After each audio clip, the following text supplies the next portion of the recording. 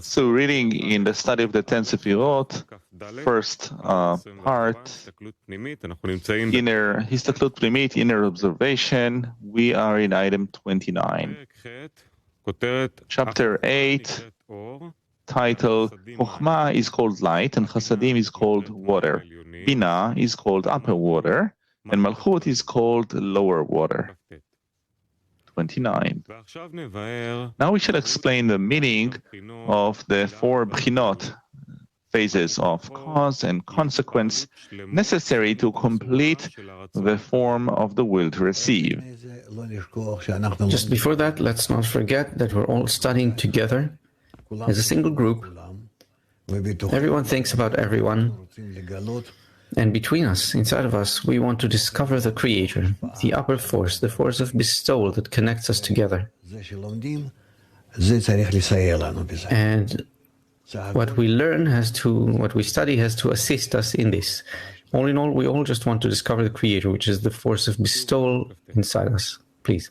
So item 29 again. Now we shall explain the meaning of the four bechinot of cause and consequence necessary to complete the form of the will to receive. It is written, the waters were conceived and begotten darkness. It means that there are four bechinot, discernments of light in Atzilut. The first discernment is called light, namely light of Chokhmah. And the second discernment is called water, which is Chasadim. The first discernment extends from above downward without any assistance from the lower one. The second discernment extends with the help of the lower one. Hence the name water, Maim, for it is the nature of the light to be above and the nature of the water to be below. There are also two discernments within the water. The upper water, by Bchinat Dalet, the fourth phase in the four phases, and the lower waters, by Bchinat Dalet, the fourth phase in the four bchinot. Questions? I don't know, perhaps to read again, or...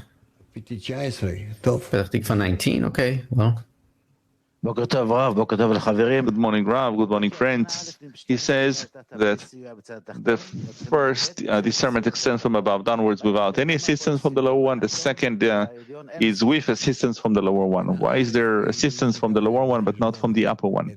Bchinat Aleph doesn't take the lower one into account, but only what exists in the upper one, from the Keter.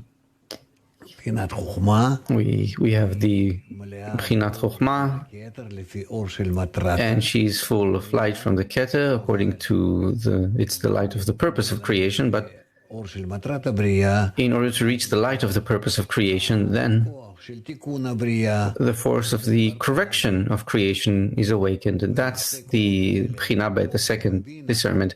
And these two forces, Chokhmah and Bina, that's the upper waters and the lower waters. That's how they work on creation, establishing the goal. The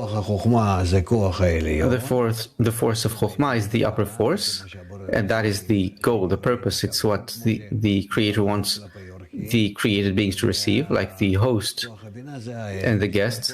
And the force of Bina is the opposite. It's the force of correction, which the Creator doesn't... well, there's no need to create the created beings to begin with. If you made them and filled them up, well, so where do they feel anything, any action? It all comes only from the upper one, rather.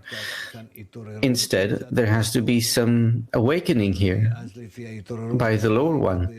And then, according to that awakening, he will receive from the upper one. So the power of bestowal later builds the Malchut, and the more the lower one awakens, he can receive from the upper one, and then the lower one has an existence of its own.